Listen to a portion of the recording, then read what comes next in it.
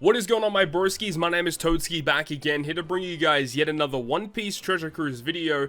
14.0 is currently live in game. Make sure to go over to the App Store, Play Store, wherever it is, update your game. You can log in. 14.0 is currently live, and there isn't really a lot that we can really talk about in terms of the new updated features, but there's some interesting stuff in the notice board that we're going to be mainly talking about today. Now, currently, if you go to the power-up screen and, like, for example, you just press on a random character, you do now have the access of the co-op captain stats. Now, in order to get a character to unlock these co-op stats, you need to go ahead and use these new items. I believe someone said you could actually go ahead and check the limit break screen, and if we go to the available materials, yeah, these items right here. So when you log into the game, in your mailbox, you're going to receive a bunch of these different tomes. So these are going to be the co-op tomes. You feed these to characters to unlock the ability for those units to get access to the co-op captain special and co-op ability. Now, you don't have to do that. If you have a character at level 150, for example, like Cat Dog, for example, I have him at level 150. The unlock requirement is you get them to 150, or you use one of the Sugo rare tomes. Now, what it does mention is that for dual units, characters that that are dual units, they can be multiple different colors, but depending on whatever the first character is. So the first character on this list for Dogstorm and Cat Viper, it is Dogstorm. So the abilities are going to be mainly pertaining to strength. As you can see here, the captain ability is a strength boosting captain effect. You've got the co-op action, which is for slashers and cerebrals, and then the co-op special, which is focused around this style. So this is a supporter style unit. This co-op special for all players changes all slots into matching, including block. You get -1 cooldown and extends the duration of any beneficial buffs on your crew by 1 turn. So remember that co-op captains, when you use this character as a captain, will have this effect for your whole crew during co-op quest. So it's really, really finicky. Obviously, there's lots going on here, but now we have access to this, and you can power them up using different things. So the proof of friendship, it's interesting that these are the materials that you can use. So I believe this is like the middle range. This is like the gold one, because there's the silver, there's the gold, and there's like the guaranteed level ups. This is like the middle difficulty one, I think, the middle one, and you can see that you need 100 of them to get them to the max captain effect. But then you also need Sugo rare manuals to get the special leveled up. So farming the manual islands daily is actually going to be something that you want to be doing from this point forward. However, you also can use the luck drops. You are given a bunch of luck drops when you enter the game, and you can feed them to level up the luck stat of your character. And then you also have to spend these co-op medals. You can see at the bottom, you are given a little bit of co-op medals in order to actually feed this. So there's lots of things going on for version 14.0 for all of this luck-related stuff. There is also a filter for it too. So if we go to co-op quest filters, we can filter by luck. And these are the characters that I have. So 48 is the highest luck stat that I can get. I believe it does mention if we go to the character screen, over to the co-op effect, there is something about luck where it talks about in order to actually feed luck, it's based on, you know, the dupes that you feed, and also the luck drops that you feed. Every time you feed a legend dupe to a legend, you get +2 luck. And the luck stat is important as it will increase your chances of getting better drops in co-op quest. So I already had my Gear 5 at level 150, so I just upgraded his captain effect, or upgraded him to get the co-op stats. And obviously this character is a psi-focused captain, but he does still boost all other characters. His effect is offensively focused. It says turn 10 you're allowed to use this, which is interesting.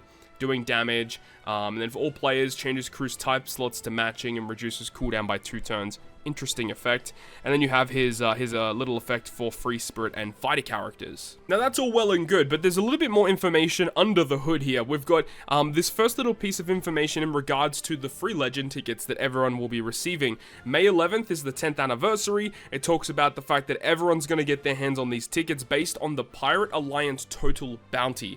And it says May 5th is going to be when that occurs. Or I think May 5th is the cutoff period, and then I think May 9th we get the tickets.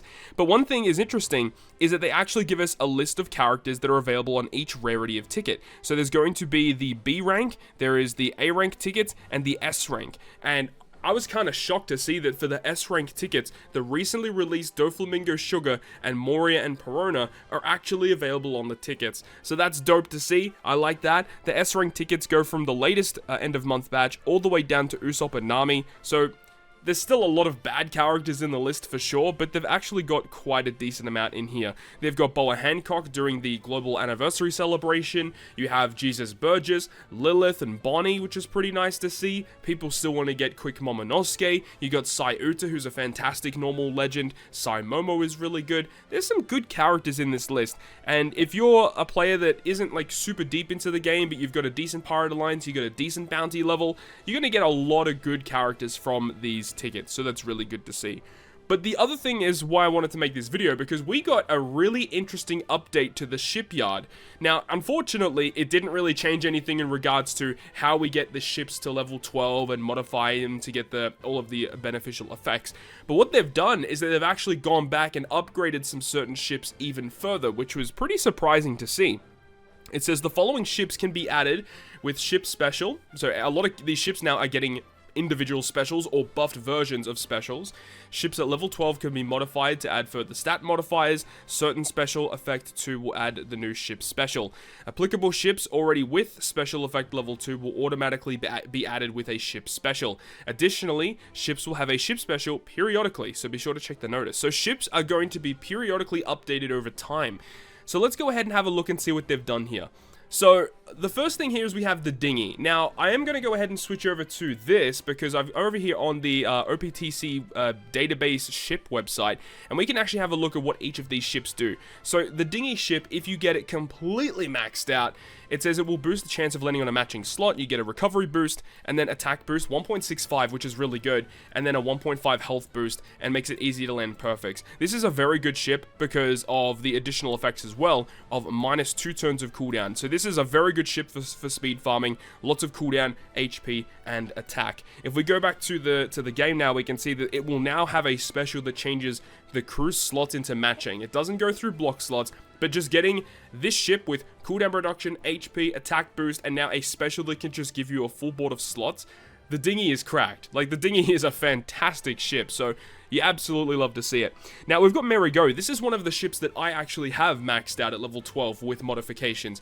This is a fantastic ship that allows you to remove Bind and Despair with modifications by 1 turn, and then the ship itself gives you -1 cooldown, it gives a health boost, it also has an attack boost. It's pretty solid, but now it has a special to further reduce Bind and Despair by 1 turn. So you have a ship that can remove 3 turns of Bind and Despair by itself. Fantastic. Super, super good. We move on to the Coffin Boat. Coffin Boat is slasher-focused ship. It is a ship that only boosts slasher characters, giving them a 1.8 boost with 1.75 health. So it's very, very good for slashers. And then it has the effects of giving slashers -1 cooldown. It also reduces -1 turn of bind. It now gets access to a special ability that reduces slasher characters cooldown by 2 turns with that special. So depending on how long that content is, this could be a fantastic special to almost kind of speed farm, but 12 turn cooldown is a little harsh, but still, you could use it to get around special reverse mechanics, for example. If the enemy gives you special reverse, you can just use your ship as your dedicated reverse special instead, which is fantastic. But it is unfortunate that special cooldowns on ships do not reduce as efficiently as character cooldowns, so that's the only real drawback with this one. We move on to the flying model of the Going Merry. Now, I do not remember exactly what this ship does. So this ship gives -1 cooldown, gives a health boost, and gives an attack and recovery boost. And it also, with modifications, removes 2 turns of despair, which is pretty good. And this one here reduces a further 2 turns of despair, becoming 4 turns of despair removal with this ship. Nothing really too crazy. It's a good effect overall. I don't think too many people invested in the Going Merry flying model anyways, though. The Aokiji's Bicycle. This is a pretty long one here. Let's have a look and see what the Aokiji's Bicycle does. So if you get it to level 12, it gives 1.8 attack to striker, 1.75 health, and drastically reduce the chances of landing a recovery slot. With modifications, it gives -1 cooldown to strikers and reduces 1 turn of bind. This special now will go ahead and reduce slot bind, interesting, by 1 turn. Boost the color affinity of strikers by 2.25 for 2 turns. Holy moly, that's amazing. So again, mono striker teams, they're gonna absolutely love this one. But again, I don't think too many people have invested in Aokiji's Bicycle because it's not required for any piece of content. A lot of people have invested in ships to help them with Grand Voyage. Not too many people have just invested in ships just for the hell of it. So I don't think too many people have done this one. On paper, seems pretty good though. We've got the Striker. I always love shooter teams, so let's go ahead and have a look and see what the Striker does. So with mods, level 12 with mods, shooters get -1 cooldown, 1.8 attack, 1.35 health. That's it. So pretty bland. With the effects though, it gives -1 cooldown to shooters. So with shooters, you get -2 turns of cooldown. And then it also will boost the damage dealt to ignited enemies by 1.05 times. So if you are able to inflict the ignited status, you get a pretty big bonus damage boost out of that. The special, though, reduces cooldown for shooters by 1 and boosts the color affinity of shooters by 2.5 for 1 turn. Holy moly. Again, same thing as the Aokiji Bicycle. It's a good effect, but for shooters, so not too many people will really invest in this one, but on paper seems pretty good. We have the Red Force. This was a disappointing one. I remember when this one first got announced for an upgrade, and a lot of people were really pissed because the Red Force already wasn't like a great ship, and the upgrades didn't really help. So the upgrades for the Red Force, it will give cerebral and shooter characters 1.75 attack, 1.4 health, and then gives just a slight chance of getting matching slots. And then when you get the modifications, it makes perfects easier to hit and 1 turn of attack down removal. So it doesn't do a lot. And then this special now reduces attack down by 1 turn, so 2 turn removal with the ship. And then it says if you have an attack buff when you launch the special, it increases it by 0.2. But if you don't have an attack buff, it gives a 2.25 attack boost for cerebral and shooter characters for 1 turn. I think it's actually pretty good. It definitely helps the ship out, and it's a very good offensively focused ship for cerebral and /or shooter teams overall. I think it's a pretty good ship. I just don't think a lot of people, once again, are going to invest in a ship such as this. It's just a little too niche for my liking, personally. Okay, Garp's Battleship. I don't actually remember exactly what this one does. It's a strength and psi-focused ship. This is also kind of disappointing. So at level 12, strength and psi, 1.75 attack, 1.4 health. That's literally it. Just attack and HP boost for 2 colors. With mods, if you use a special to give a chain boost, it will extend the duration by 1 turn. Okay. And then if you use a special to set your chain multiplier, it extends it by 1 turn. Let's see what this does. Strength and psi characters, with the special, it will get a chain tap timing growth rate of 0.5 for every perfect. So this makes sense if you have a character that is able to apply a chain boost, chain boundary, strength or psi unit, and then you get this effect which can give you tap timing chain as well. This is an interesting ship, but because the ship really doesn't do a lot for you in terms of utility, I think that's really going to hurt the ship overall. Because there are plenty of ships in the game that have really good damage, and are also really good in terms of utility, and this is just a ship that is only focused on damage, so for those reasons, I just don't think this ship is really that good, so that's a little unfortunate. So the Thousand Sunny Coded Vessel already does have a ship. It says the ship special will change to following at ship effect level 2, so if you get this character with modifications. The Coded Sunny, if you get it maxed out, it will go ahead and give you 1.65 attack, 20% damage reduction, makes it easier to land perfects, and then you have the special, which is 80% damage reduction, right? So nothing crazy. You have 2 turns of bind removal with modifications. Now this special is upgrading the 80% damage reduction to a 90% damage reduction, and then if you launch the effect, it says launches the effect to boost the crew's attack based on the damage reduction status for 1 turn. So it will basically give you 90% damage reduction and a 1.3 attack boost that is stackable with like all other types of attack boosts. This is really good because it's good offensively and great defensively in a lot of different ways, and it removes bind by 2 turns. So this is good utility, offense, defense. This is a very good, well-rounded ship. 12 turn cooldown, a little on the higher end for sure, but for what you're getting out of it, I kind of understand it. Sometimes just getting that 90% damage reduction is like what you need. So I actually like this ship. I think the Thousand Sunny Coded is super solid. I rate this ship a lot. Thriller Bark also is interesting. Thriller Bark has a really interesting effect when you get the mods on it. So at level 12, it's a dex and int boosting ship. Higher chance of matching slots, 1.5 attack, 1.25 HP, and then Driven and Powerhouse receive a further 1.15 boost. And then with mods, Dex and Int get -1 cooldown, so that's okay. And then the special effect 2 says that anytime you use an orb boost, you extend the duration of it. This special applies a 15% Driven Powerhouse resistance for 2 turns.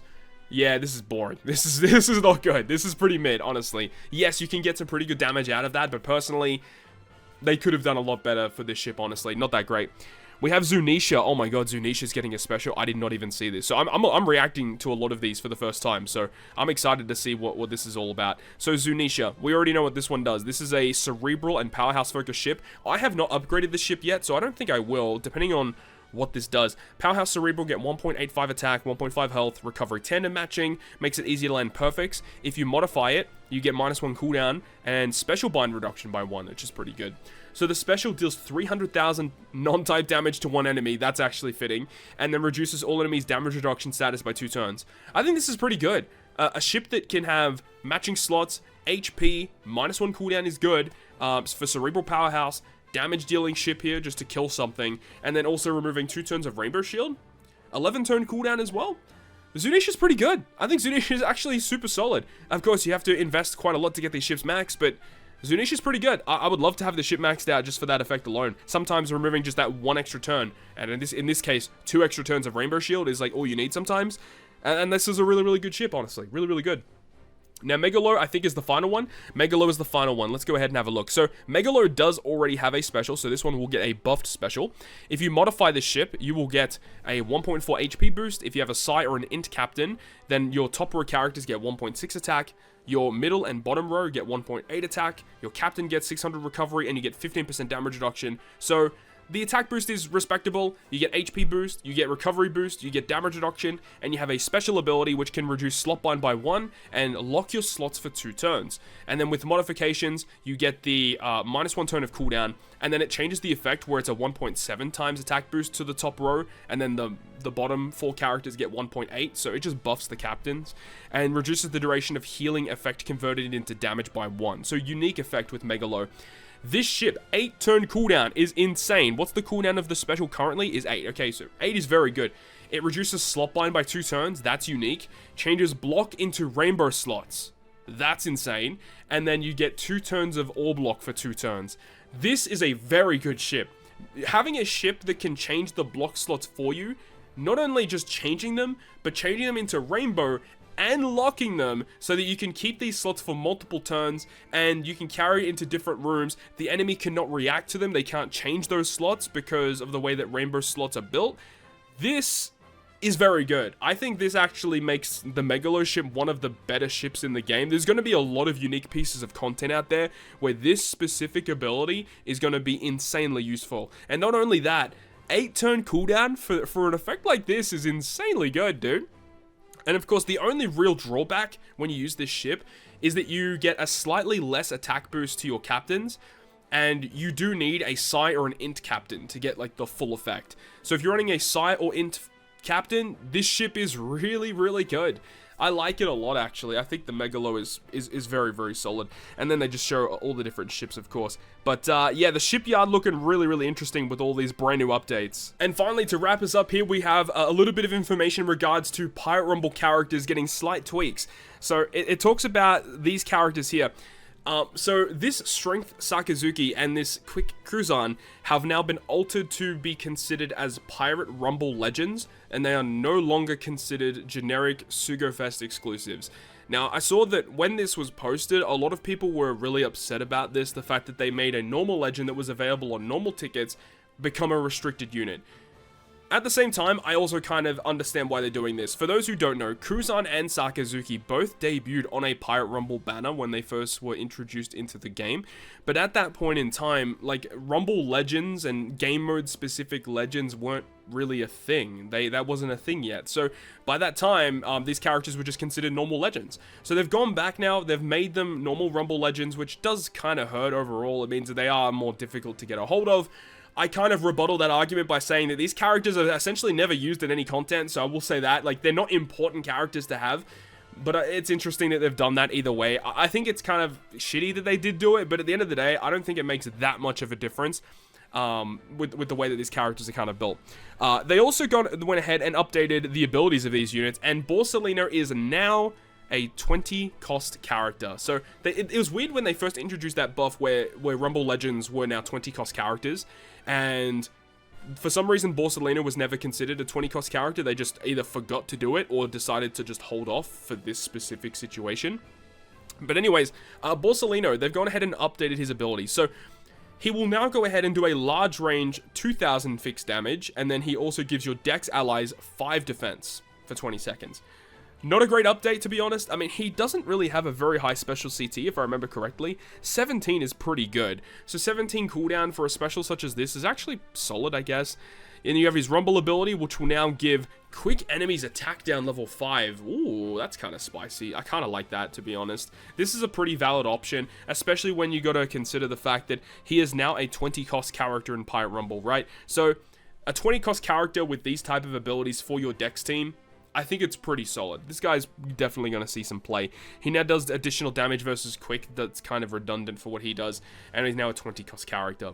We move on to Sakazuki. So now he gets a reduction in his special CT, which was definitely needed. Because his special, for what it did, it needed a buff. So they've gone ahead and updated his Rumble ability, which will now go ahead and give speed increase of level 5 to strength, dex, and quick. And he now goes ahead and says that when the time remaining is less than 40 seconds, he targets all enemies for a defense down level 5. And that is pretty good. It was defense down level 3 before, so now it's defense down level 5. But when the timer is 40 seconds or less, so this is really deep into a game. At the same time, I believe they've gone ahead and done it. I mean, you can just go ahead and check it here. Yes, he is now a 20 cost character. So this is a character you can just chuck on your strength team, and it's going to be a pretty good unit to have on the bench to come on late game, because for what he does is actually kind of nice. His resistance, he evades action bind, reduces damage from dex, and deals more damage to dex. Respectable. In terms of what his special does, because it looks like his special was not updated at all.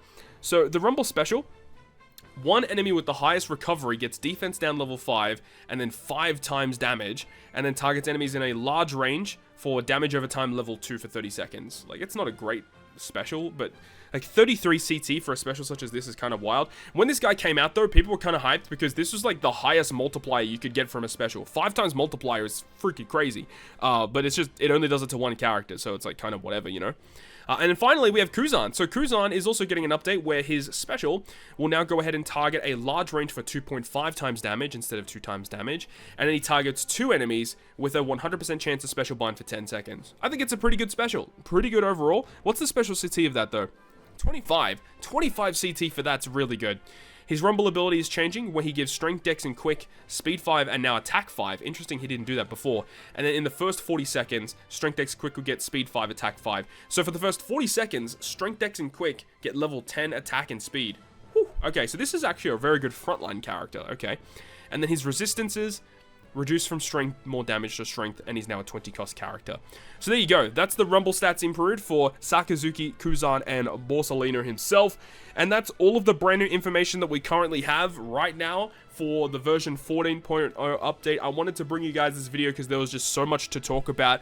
And there will be more information coming next news time tonight. So not only have we got Kizuna Clash starting tonight, but I believe they said more information about the anniversary or upcoming stuff will be coming on the 23rd PST time, which is today. So there's going to be lots to talk about, so make sure to stay tuned to the YouTube channel for more info for One Piece Treasure Cruise. Hopefully you enjoyed the video. If you did, make sure to go ahead and leave a like, and if you want to stay up to date with all the content I post, including more One Piece Treasure Cruise content, make sure to hit the subscribe button down below. On that, guys, I'll see you guys within the next video.